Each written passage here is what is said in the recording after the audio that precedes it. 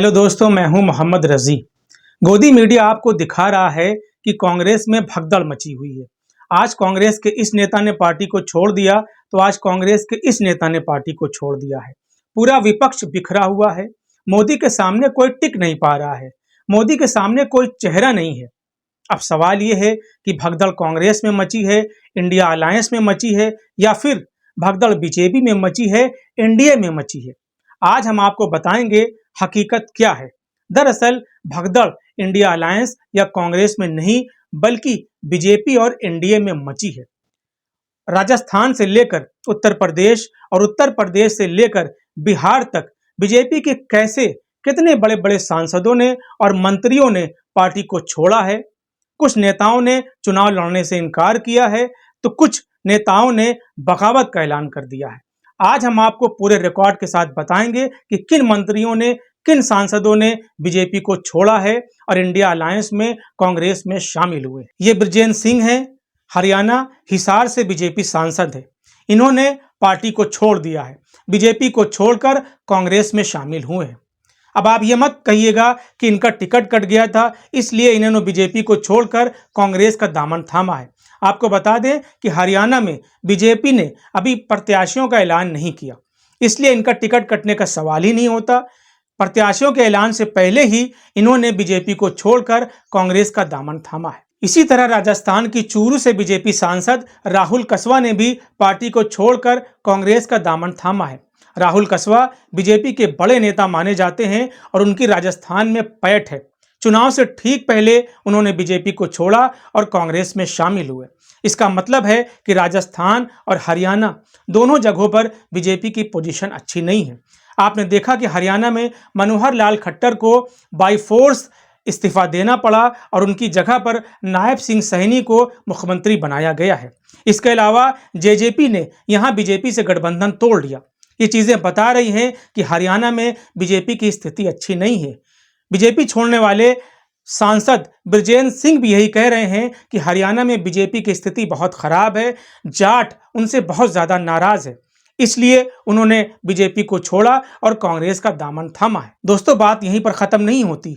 ये है बाराबंकी से सांसद उपेंद्र रावत। बीजेपी ने इन्हें फिर से टिकट दिया है, लेकिन उपेंद्र रावत ने चुनाव लड़ने से इनकार कर दिया है। इसको लेकर बीजेपी के अंदर हंगामा मचा हुआ है। सियासी हलके में चर्चा है कि बाराबंकी से बीजेपी की स्थिति अच्छी नहीं है। पवन सिंह को तो आप जानते ही होंगे, ये बड़े भोजपुरी कलाकार हैं। बीजेपी ने इन्हें आसनसोल से टिकट दिया था, लेकिन आपको जानकर हैरानी होगी कि इन्होंने भी चुनाव लड़ने से इनकार कर दिया, टिकट लौटा दिया। साफ साफ कह दिया कि अमित शाह जी टिकट आप रख लीजिए, हम चुनाव नहीं लड़ पाएंगे। पवन सिंह को एहसास हो गया कि जिन भी कलाकारों ने बीजेपी का दामन थामा है उनकी स्थिति खराब हो गई है। वो जो फिल्म बनाते हैं वो फ्लॉप हो जाती है, उनकी फिल्में नहीं चलती हैं। अक्षय कुमार, कंगना रनावत इसका ताज़ा उदाहरण है। पवन सिंह समझ गए थे, इसलिए टिकट मिलने के बाद ही उन्होंने चुनाव लड़ने से इनकार कर दिया। दोस्तों, इसी तरह झारखंड की हजारीबाग सीट से बीजेपी सांसद और इससे पहले मोदी सरकार में मंत्री रह चुके जयंत सिन्हा ने भी चुनाव लड़ने से इनकार कर दिया। उन्होंने साफ कह दिया कि वह राजनीति से संन्यास ले रहे हैं, इस बार वो चुनाव नहीं लड़ेंगे। जबकि जयंत सिन्हा अभी ज्यादा उम्र दराज नहीं हुए हैं, उनकी पैठ है, वो राजनीतिक रूप से सक्रिय हैं, लेकिन इसके बावजूद चुनाव न लड़ना कई तरह के सवाल खड़े करता है। राजनीतिक जानकार मानते हैं कि जब से झारखंड के पूर्व मुख्यमंत्री हेमंत सोरेन को गिरफ्तार किया गया है, तब से झारखंड के आदिवासी समुदाय बीजेपी से नाराज है और झारखंड में आदिवासी समुदाय के लोग ही बड़ी भूमिका निभाते हैं सत्ता बदलने या सत्ता तक पहुंचाने में। ऐसे में जयंत सिन्हा समझ गए कि झारखंड में बीजेपी की हालत पतली है, इसलिए बेइज्जती कराने से बेहतर है कि चुनाव लड़ने से इनकार कर दीजिए। इसी तरह राजस्थान से बीजेपी सांसद जसकौर मीणा ने भी इस बार चुनाव लड़ने से इनकार कर दिया है। जसकौर मीणा कई बार मंत्री रह चुकी हैं और वो राजस्थान में बड़े कद की नेता मानी जाती हैं। 2024 लोकसभा चुनाव से ठीक पहले राजनीतिक रूप से संन्यास लेना या चुनाव न लड़ने का ऐलान करना ये बता रहा है कि बीजेपी की राजस्थान में भी स्थिति अच्छी नहीं है। इसी तरह सनी देओल और गौतम गंभीर ने भी चुनाव न लड़ने का ऐलान किया है। गौतम गंभीर ने तो राजनीति से ही संन्यास ले लिया है। कहा जा रहा है कि इस बार दिल्ली में आम आदमी पार्टी और कांग्रेस के बीच गठबंधन होने की वजह से बीजेपी की हालत दिल्ली में पतली है।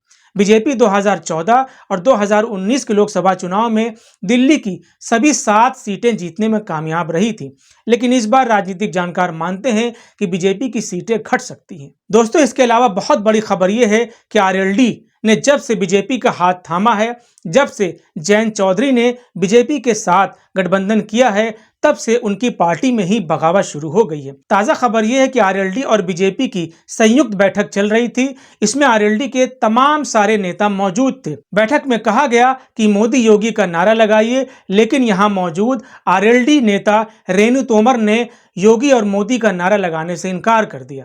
इस पर जयंत चौधरी नाराज हो गए। उन्होंने रेणु तोमर को बाहर निकल जाने का आदेश दिया। इसके बाद रेणु तोमर ने पार्टी से इस्तीफा दे दिया है। चर्चा है कि आरएलडी के कई दूसरे नेता भी अपनी पार्टी से नाराज चल रहे हैं, जयंत चौधरी से नाराज चल रहे हैं। वो हाल के दिनों में समाजवादी पार्टी और कांग्रेस में शामिल हो सकते हैं। साफ साफ कहें तो जयंत चौधरी बीजेपी के साथ गठबंधन करके फंस गए हैं। इससे पता चलता है कि इंटरनल पोजीशन बीजेपी की अच्छी नहीं है, उसकी जमीन पर हवा खिसकी हुई है। गोदी मीडिया आपको बता रहा है कि बीजेपी 400 सीट जीत रही है, वो इसका आंकड़ा भी बता रहा है और 400 सीट कैसे जीत रही है ये भी समझा रहा है, लेकिन दरअसल हकीकत कुछ और है। गोदी मीडिया बीजेपी के अंदर की खबर को, उसकी जो हवा उखड़ी हुई है उसको छिपा रहा है, कांग्रेस को नीचा दिखा रहा है, बता रहा है कि विपक्ष बिखरा हुआ है, वो मोदी का सामना नहीं कर पा रहा है। अब फैसला आपको करना है कि अगर बीजेपी की पोजीशन बहुत अच्छी है तो बीजेपी की यह कद्दावर नेता क्यों पार्टी छोड़ रहे हैं, क्यों चुनाव लड़ने से इनकार कर रहे हैं। आप इस बारे में हमें ज़रूर कमेंट करें। फिलहाल आज के लिए इतना ही।